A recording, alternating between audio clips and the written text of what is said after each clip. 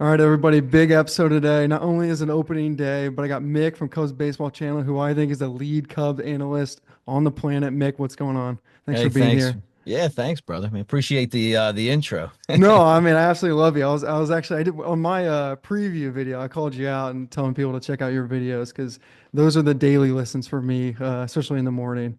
So Mick releases a daily video, Cubs Baseball Channel. Once again, subscribe. I think almost at 7,000 subscribers. Is that Yeah. right? Yeah, I'm proud of that, man. Hey, I remember when I put it out there and I was like, I wonder if anybody's going to subscribe, you They know? do, man. And then we got like 100 and then we got like 200 and then it's like, okay, we had 1,000 by the first month I'm really proud of it. Cubs are great baseball fans, Oh, the most some of the most the passionate, best. and they're nationwide. Yeah. You know what I mean? I was wearing my Beers by the Ivy stuff, hiking Camelback in Arizona, and people were like stopping me, like, "Is that Cubs? Is that Cubs?" I was like, "You damn Yeah. right, baby, damn Yeah. right." Go Cubs. I know, 100%. All right, so I want to talk about just kind of like the preview of the season. Obviously, we had a couple games in Japan, we had spring training, and now today we against the Arizona Diamondbacks. But the one thing that I don't want to see this year that I felt like I saw so much last year was just millionaires playing baseball and key guys just being like not lazy at times, but like lack of intensity. And so I wrote down here, I want to see Swanson play well this year. I want to see Ian Happ play consistently. I understand there's many games last year that he bailed us out because he had like two home runs, but then he just goes quiet forever. So these key guys, like I want to see play consistent baseball. If they do that, we'll win the division. But what are your thoughts? Well, I mean, like, I feel like it starts with Dansby Swanson. I mean, how many times have I said that, A right? And that's thousand. because he's paid $177 million dollars. Like, you $177 million dollars, right? You can't just play great defense and run the bases. I mean, you have to hit. And when we talk about the Cubs, where does Dansby Swanson come into the picture? Like when you talk about the roster, it's like Ian Happ and Bushy and Hollywood Pete and obviously Tucker, uh, Seiya on the offensive side. And then you get to Dansby Swanson. He's so forgotten. He has to when he plays well, this team is good. Yes, no doubt. And I think that his offense, his leadership, his base running. I said the same thing about Jason Hayward, and he was another one of those Braves prospects that we signed, into this just giant contract, and obviously it was a disaster. But this is different because I think Dansby can pull himself out of it. He's just got to hit, and if he does, I think if Dansby Swanson is consistently good from the start, which he didn't play bad in Japan, and then to the end of the season, I think this really gives us a good chance to make the playoffs because the other guys are going to be good, Yeah. but this is your guy that's paid to be good and he just wasn't good. And he's like should be the leader, shortstop, like biggest, highest payroll. Like he should be the guy. Last year, it was kind of rumored that he was injured. So I don't know if that's exactly true. Sometimes they use that as an excuse if they're not like playing well. Not saying he's giving out excuses, but other people were kind of talking about that. Do you have any insights if he was actually injured last year? Yeah, I think he was, Okay. and I think that's definitely legitimate. I mean, and injuries in the game are definitely very big factors in someone's performance, right? I mean, and when you look at guys like, Ryan Sandberg and uh the Hawk, even the Hawk was so great. He kind of when he was hurt and his had those bad knees, he was slowed down by that. So I think that that's a legitimate um you know something legitimate that could have slowed him down, but the problem is you got to play through it and you got to make things happen because you're supposed to be the best player on the team or at least one of the three best, and he just hasn't hit like that. So hopefully he comes back healthy. But Bobby Dernier told me one time, of course, legendary Cub, I'd say legendary, Yeah. right? Bobby D, Yeah. um, Gold Glover, center fielder, part of one of my favorite teams of all time, the '84 Cubs. And he said that you're never 100%. I mean, he said you're hurt from the time that the season starts until the season ends, so you got to go out there and perform with injuries. But you know what? Sometimes you know how it is. If you're sick, if you're not feeling good, I'm on a broadcast every day. Some are better than others. But he's Right. just got to his bad days need to be outnumbered by his good days a lot. Oh, 100%. And part of being a professional is showing up and having a standard no matter what happens to you. Yeah. You know what I mean? That's in my work, like I told you before we jumped on, I'm in tech. Like yeah, I have sick days, but like I still got to perform at a level for the team to be successful, Yeah. you know? Well, this is the hardest thing for baseball fans is that none of us out there in the real world get guaranteed contracts. Nope. And No. right, and if you're what doesn't show up and do the job, you're out. Yep. And that's just the way it is in the NFL too. I mean, you get some Damn of it right. guaranteed, And that's why but the but NFL it's is so disgusting. awesome. And that's why the NFL is so great Yeah. because it's so close to real life. It's probably the Mhm. closest sport to real life is that's out there. And the second one, I'm a big hockey guy, so I'm gonna throw hockey out there too. Um, but yeah. Hawks, you a Hawks guy, of course, right? No, no, I'm actually Oh, not. I grew up in Indiana and we didn't have a team, so I had any team to choose from. My you tell me the dad, Blues. Don't tell me the Blues. no, Penguins. My dad's best Okay, friend is from Canada, and I that's liked cool. I I'm liked fine with goalies that. growing up. There's a goalie named Cujo, if you remember Yeah. him, and so I liked him a lot when I was a kid. And my dad's Canadian friends like, hey, they're about to draft this guy named Marc-Andre Fleury in Pittsburgh, and he's my favorite player, and he ended up 3 cups, Hall of Famer, unbelievable career with Pittsburgh. So, but yeah, Penguins fan. But I like the Okay. Hawks. Like I'm not anti-Hawks. I kind of just miss that train. Yeah. I guess I have never really had like a hockey team. I like the Devils when I lived outside of New York. Yeah, I like the Caps a Scott little bit. Stevens. Yeah, yeah, Yeah, right. they're, Exactly. they're And then tough. the Caps when I was like living in the DC area, and then now I guess it was like Kane and those guys, those the winning guys. Oh yeah, When they had their dynasty out, I'm like, I like these guys. So I went to some games. Len Casper took me to a nice. game. It was funny. Like they were like WGN, I think was broadcasting the game or somehow. I don't know who. Maybe it was CSN Chicago. But anyway, whoever it was one of the Cubs carriers, and Yeah, we were on like. They like focused in on, hey, look who's at the game, and it's like Len Casper and my arm. damn right. Like this arm got on TV today. Let's go. Let's go. I bet This they're arm good. had a beer, so Yeah, like you exactly, don't see what's exactly. going on over here, right? Well, if they filmed a little bit over, you would have to chug it, you know? I would have too. I would have. Let's go. I love that. All right, I want to get into a few more guys. I want to talk about the young cats, right? So I put on my list like Matt Shaw, Pete Crow Armstrong, Michael Bush. Especially Pete Crow Armstrong's my favorite player on the team. You've been so high on him. You were high on him early. You were introducing the Cubs fan base to Pete Crow Armstrong. Yeah. So I mean, what are you thinking for these three in terms of their years? Are they going to have sophomore slump? Is Matt Shaw going to be able to play third? What are your thoughts here?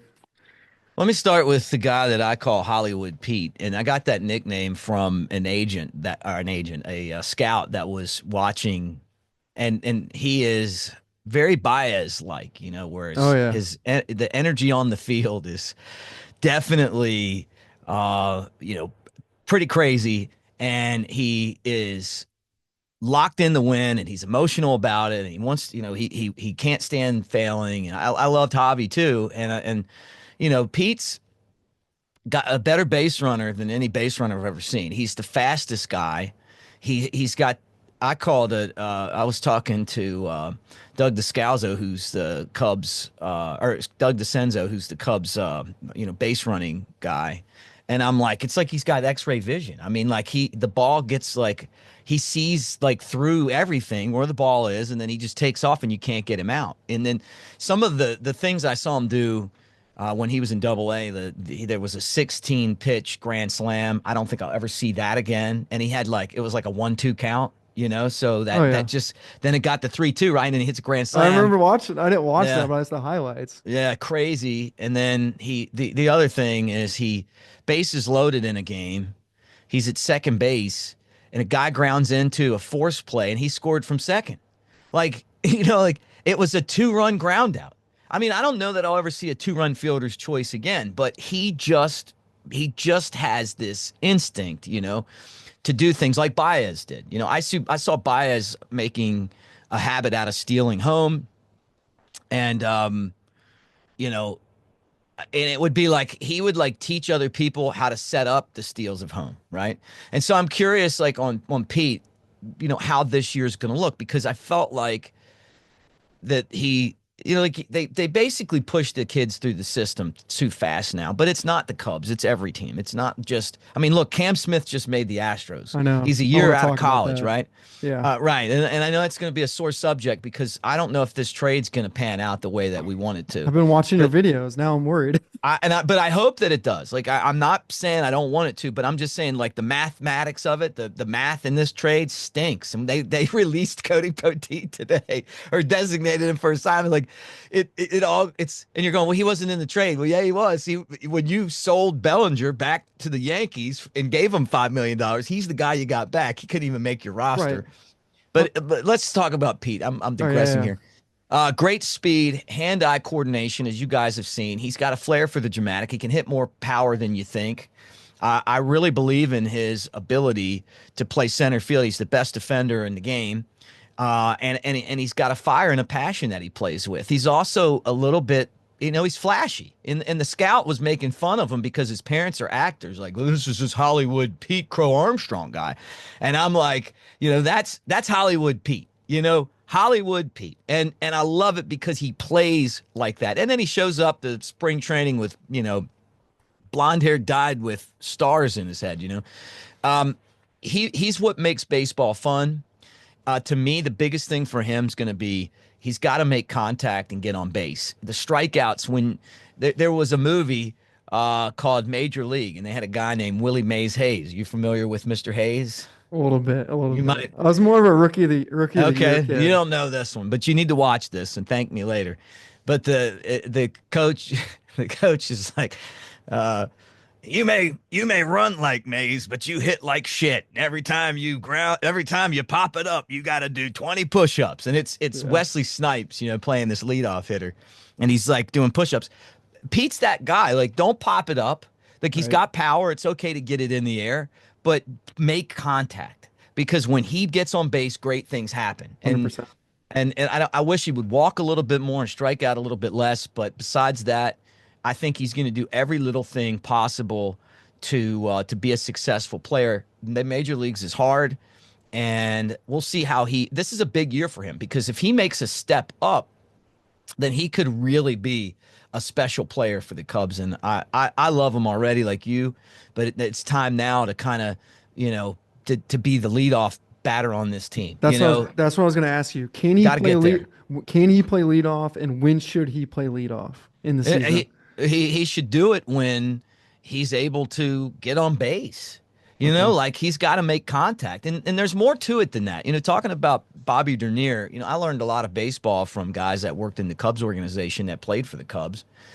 Not as many of those guys right now with jobs anymore. The former Cubs players. I miss that, because that's how I got to know about the game, learning from guys that played at Wrigley, Ryan Sandberg. I love Jody Davis. Obviously Bobby Dernier, like I was talking about Doug, it's great to have him there. At least he was last year, and I'm assuming he's back. But those guys, you can talk about baseball. We can sit here and talk about baseball, but if you played softball or if you didn't play in the major leagues, you can't simulate that by watching it. I mean, you've got to go through the experience of it, and then the best teachers are the guys that that were there and did it and failed at it, and that's what we're seeing right now with Pete. He was good at the end of the year, had a great spring training. He's a difference maker, but could he get to the top of the lineup? Talking about Dernier, it's not just what you do. Sometimes you're on base and you're helping set other people up. I was talking about Dernier to somebody the other day, and I was saying the reason that baseball is the best game, and it's not. I don't think it's as good now as it was when I was a kid, and I hate that, but I hope that we can kind of I think it's on eventually the get. rise. I think it's on the rise. You think so? I Yeah, hope so, I man. think some rule changes. I think the popularity is coming back. It's Good. regional, which is the only problem, Yeah. right? I mean, some But teams are national like the Cubs, right. but that's okay. Yeah. No, I love I love the pitch clock, and Yeah, me I too. got tired of the shifts, so I mean I don't know about the bigger bases, and some of the contact rules, but at the end of the day, I hope you're right because I see what the passion that people in Japan have for baseball when the Cubs were there, and I'm like, man, I want to get back to those days. Now, and in Chicago, we love baseball, but Right. when I feel like when I was a kid, it was like much much bigger, and I hope that we kind of take it back there. But the game in the game is like Pete Rose is hitting when Dernier played for the Phillies, right? And he's on it first, and him and Pete are communicating on how big of a lead to take, when to actually try to steal second. He's basically opening up a hole on that side of the infield for Rose because Rose's approach with whatever count is going to be to maybe try to hit it over there in the hole to right field where Dernier can go to third, right? Right. And like, there's constant battles like that, game within a game thing, and so I think Pete's going to have to keep learning that, as a young player. I don't know. I mean, I've talked to him, but I don't know. I think it just takes time. But and the leadoff guy's so important when it comes to that stuff, setting up the inning for everyone else. But if he got on base, the guy could steal 100 bags. They can't really throw him out. Yeah. It's much easier to steal now. And then you asked me about Matt Shaw. This one's going to be interesting. He's a guy who hasn't been out of college a long time, but you know what? That doesn't matter. He is a really smart baseball player, and Yeah. I appreciate that about him because he's very disciplined in the way that he plays the game. Like he's just doesn't seem like the kind of guy. Like I got so tired of Christopher Morel just making mental mistakes. And I Yeah. talked about that consistently on the channel because, you hear some of these analysts that quite frankly don't know the game. You're like, are you kidding me? Like, how are you even there talking about this? I remember one, and she was saying, oh, well, all he needs is a little confidence. And I'm watching him and I'm going, confidence? Like, the guy can't throw the ball. Like, his body's wrong. Like, his feet aren't right. Like, there's nothing about confidence here. This is like, you're going to have to teach this guy how to go all the way back and then learn how to play the game. Like, Shaw's not going to do that to you. He's going to be very detail oriented. His feet are going to be right. He's going to be in the right position. He's going to throw to the right bag. Like, he'll make the plays. I don't know that his body will hold up over at third base. That's one of the biggest concerns I have. He's not a very big dude. He's under 6 feet, and he doesn't have, he's just not big boned. So you think he's a second baseman? Is that what you I think? think he's a second baseman, and but I think he can play third. But I think it's going to be a big position for him, and it's a big position for a lot of players. And then at the plate, I'm curious to see how he hits. He's a really good hitter. He's got surprising pop. He gets all of his energy and momentum, into the swing, and he walks a lot. And I've said this, like to me, what really helped him when I saw him struggling in his first full year as a pro is that he takes advantage of pitches that aren't in the strike zone. Now I don't know how that's going to work out in the major leagues, but he's not going to get himself out. And I remember Billy Williams telling me that Rogers Hornsby would sit behind him, and Billy's told me this more than once. Sit behind him during spring training, watch him take swings, and he would say basically, know your strike zone. And I think that's one of Matt Shaw's biggest advantages. I think the other thing is like the Cubs have put themselves in a spot where they don't have a lot of depth at third base. They traded 2 third basemen. Their future third baseman and their current former All-Star third baseman to get Tucker, and so now they released or designated for assignment Luis Luis Vasquez. It's not Vasquez though. God help me out here. You know what I'm talking about. No, Anyway, I don't. he goes to Baltimore, but he was a shortstop that could play third, and it's honestly, man, it's been a day like this. Like somebody asked me how to spell my the street I live on, and I spelled it wrong. And I'm like, soon as I Hey, it's get off opening here, day, man. You should be man, drinking a I'm beer. like, oh, dude, I got back from Vegas.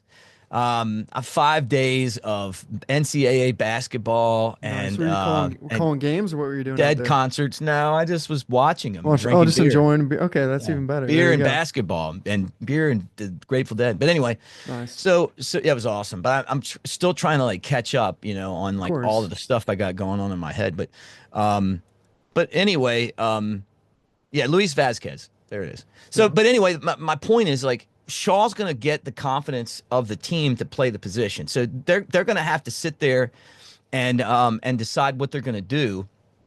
And and for him, it's you know what, he's got some time to grow into the spot. I don't think they're going to panic if he starts off slow.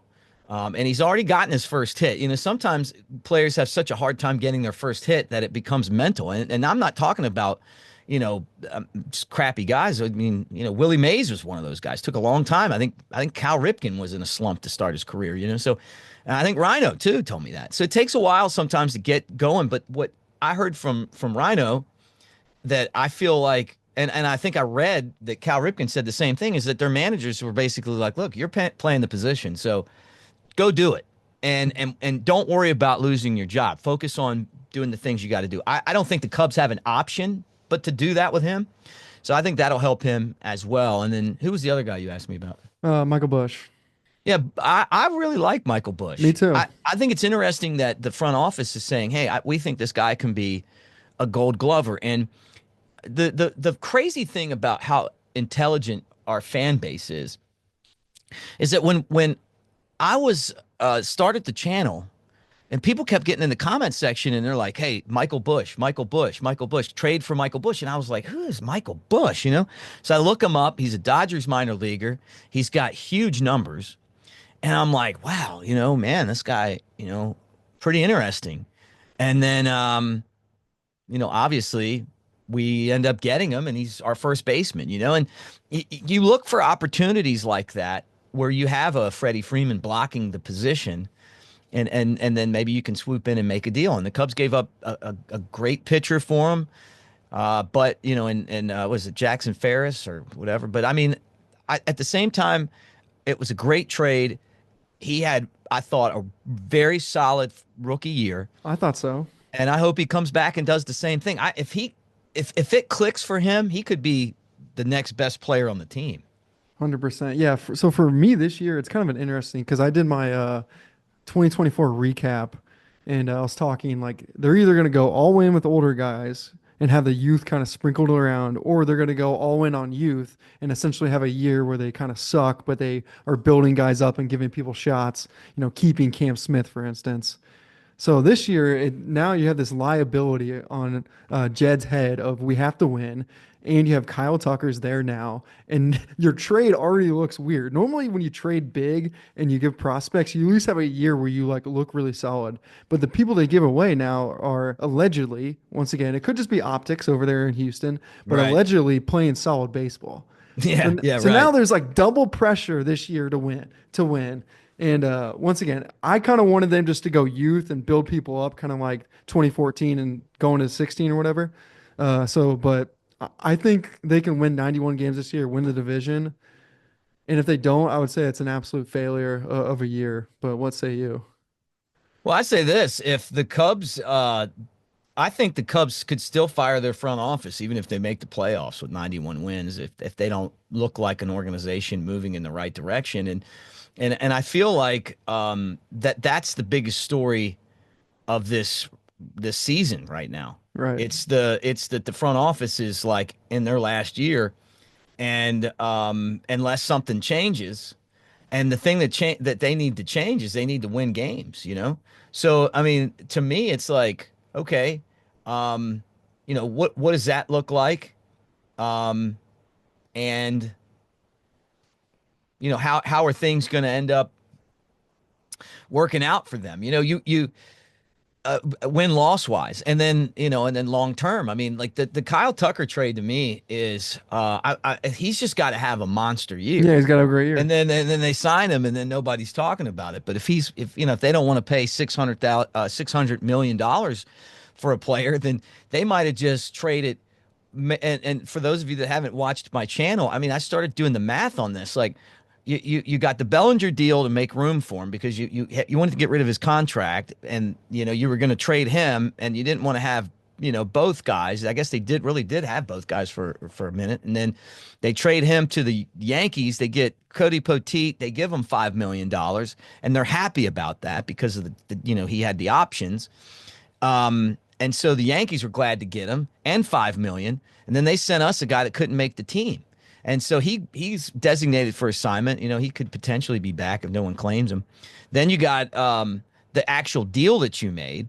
Hayden Wesneski's their fifth starter. Cam Smith's their right fielder. And that was our first round pick hold on. last year. Is he the starting right fielder, or is he He's just their on the right team? fielder. I mean, he made the team. I mean, they think he can hit 60 home runs.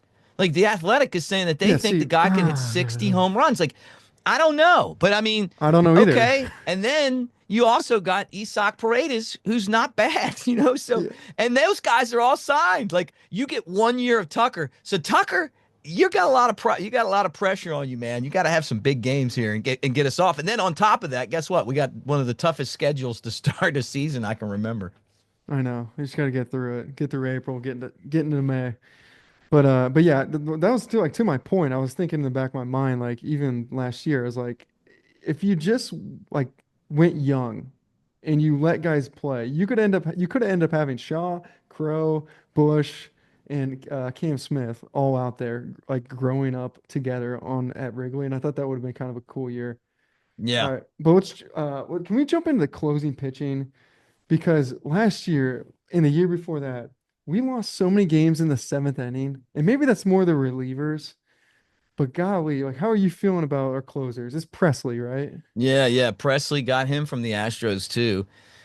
You know what? We'll see, man. I mean, he was the closer and didn't do a bad job in Houston, but then they went out and got one of the best closers in baseball, and Josh Hader, and so he kind of got demoted to setup guy, but he didn't do poorly at it. Um, so I don't know. I mean, it's like an older bullpen. It feels like with some of these guys, they're hoping that maybe they can catch lightning in a bottle. They've done that before. Brad Keller's the guy that made the team that, they've got depth because having like, Jordan Wicks and it was Eli Morgan in the minor leagues, and those two guys should have made the roster, but you got issues with people not having options and all that stuff. But at the end of the day, I think that the bullpen could be a lot better. Um, when we had the Rossi bullpen, you kind of had like you had Leiter and Merriweather and then Alzolay, right? And those guys were all solid, man. Like, okay, you'd win those games, but the problem is that they burnt them out because they didn't have enough depth. Last year, wow, it was terrible. I mean, Right. you just knew, like, if you got into a close game, they were going to blow it, and they did. They didn't throw strikes, they gave up hits. So, um, they they went out and tried to basically rebuild the bullpen with veterans that have shown in the past that they're capable of success.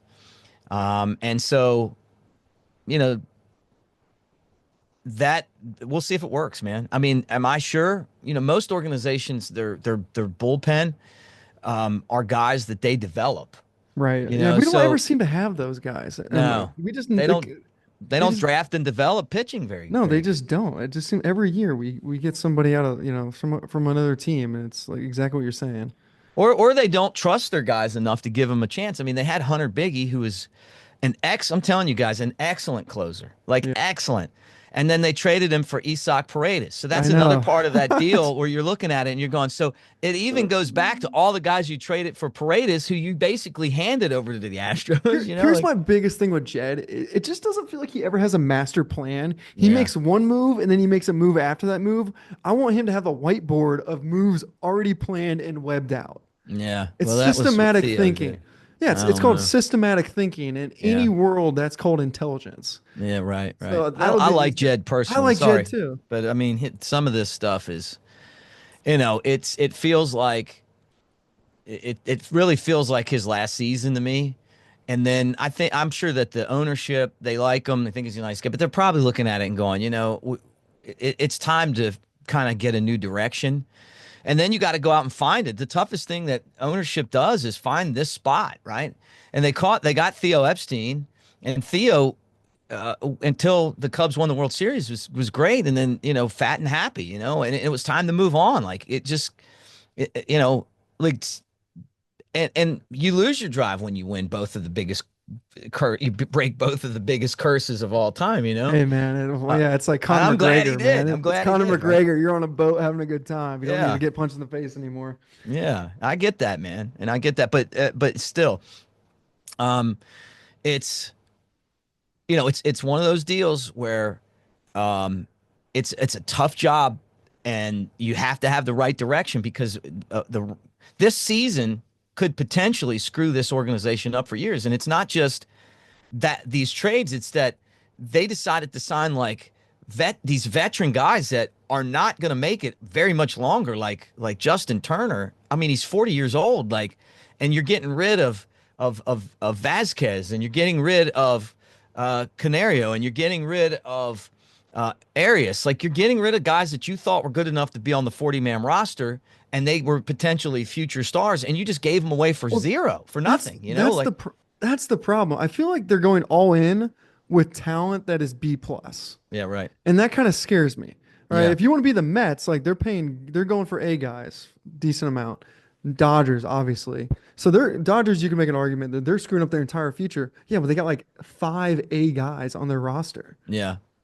You Yeah. know, so the Cubs is just like these B plus guys. Like, can they get it done? They can if they play as a great team with a little bit of intensity this year. But it's definitely sketchy. Yeah. You Yeah. know, I like like that term. It is sketchy. I mean, I just really do not want to be sitting at Wrigley this year like I Yeah. was last year. And the only guy I'm like, that's my guy is PCA. Yeah.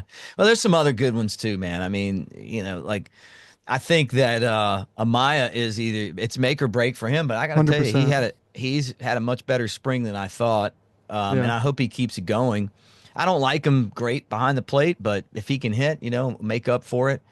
I And then want to on the pitching side, Imanaga is so much fun. And then I awesome. love Justin Me Steele. too. It's I love another him. guy you got to Me pull too. for No, right I love him there. too. Yeah. Those Good, three are my good favorite. dude. PCA and those two are my favorite. Yeah.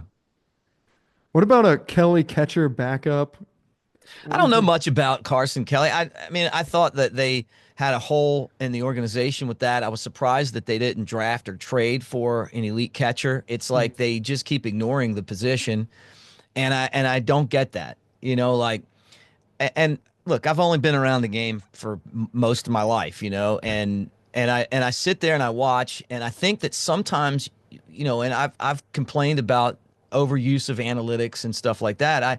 I believe in scouting still, and I also believe in filling needs with the draft. And if you can't do that, trade for it. But to not go out and address catcher and look at some of the, like I always loved Shea Langoliers, who the Braves traded to the A's. Like, I thought, man, if I was a scout and if I had scouts, I would have figured out a way to make a deal for this guy. And I still think he could potentially be just an amazing player, but there's not many great catchers. I probably would have signed Wilson Contreras and kept him on the team. I Mhm. saw Cap wrote a story that was and reported that it was because he was freaking out and breaking iPads and stuff. I don't care. Yeah, who cares? You guys it's Sombrano. a $1 billion business. Just charge him for it. Yeah. That's what Yosh used to do to the Cubs when Rhino and them were playing. If you messed up something, he'd just charge you for it. If you get a You bill, see the dash you in the got the paycheck. money. Yeah, Yeah, no, just buy him yeah. a whole bunch of iPads. Like, yeah, is it professional? No, but No, at the yeah, same no. time, you gave away a guy that's still a position in need, and it would have been great to at least have one guy from the World Series team Yeah. still left. But Mick, why get a catcher when you can get another outfielder? You know what I mean? Yeah, That's the yeah, craziest really. thing. I know how funny. All right, one more thing and we gotta get going. We got 4 minutes left here. Ben Brown, you cool with him being the fifth guy? Because I like Ben Brown. Yeah, I like him. The breaking ball was. I loved watching him strike out Otani, the Oh yeah. greatest player Yeah. in the world. Right now, I liked him striking out Otani. Defensively, if we would have been a little better for him, I think he would have fared better in Japan. But yeah, I mean, to me, I think what helped him is that he's right-handed. I think Jordan Wicks pitched well enough to win that job, and he's in the minor leagues. Brown showed last year that he's got great stuff, but the Cubs needed another right-hander first off. I mean, they have two lefties in there already, right? And so You want to you want to kind of you don't want to have so many lefties. I think Wicks could potentially still be an impact player on this team I like this Wicks year. too. I like Wicks too. I like Yeah, both of them. right, exactly. So there's still a great possibility of of Wicks being being an impact guy this year, and I think that'll happen. But we'll see what happens, man. I mean, Brown stays healthy. He's got good stuff. I didn't want Colin Ray to make it. I felt like we already had a couple Colin Rays in the rotation, and Boyd and Tyone, So I was like, yeah, we already got you. We don't need Yeah. another one. Let the kid come in there and see what he can do. But the Cubs have a whole roster full of fifth starters. So if he doesn't do well in the fifth starter spot, Rotate they'll it find out. somebody else to be a fifth starter. The problem is that you play the That's Dodgers and they've got four guys that aren't pitching that would probably be our number two or three I starter. know, I know. It's just embarrassing. I did not like. Oh god. But look, Cubs fans, I'm not saying it doesn't mean we can't win. I'm just saying like we just have a lot of depth in that last spot. But if the guy steps up and the player to watch is Cade Horton. I'm just Gotcha. telling you, it's Cade Horton. He's got the ability to be a Pryor or Wood type guy. I saw it. I know he didn't make it last year. He got hurt, but and he still has to to work through some command issues. He's got to put himself in better situations. But at the end of the day, I think that he is a guy who can make a huge difference for the Cubs coming out of the minor leagues. I love that. All right, Mick. Thanks for joining, guys. Cubs Yeah. baseball channel once again. Follow. I still think the voice of the Chicago Cubs globally. I mean, he's the man. Thanks, Mick. Hey, thanks. Anytime.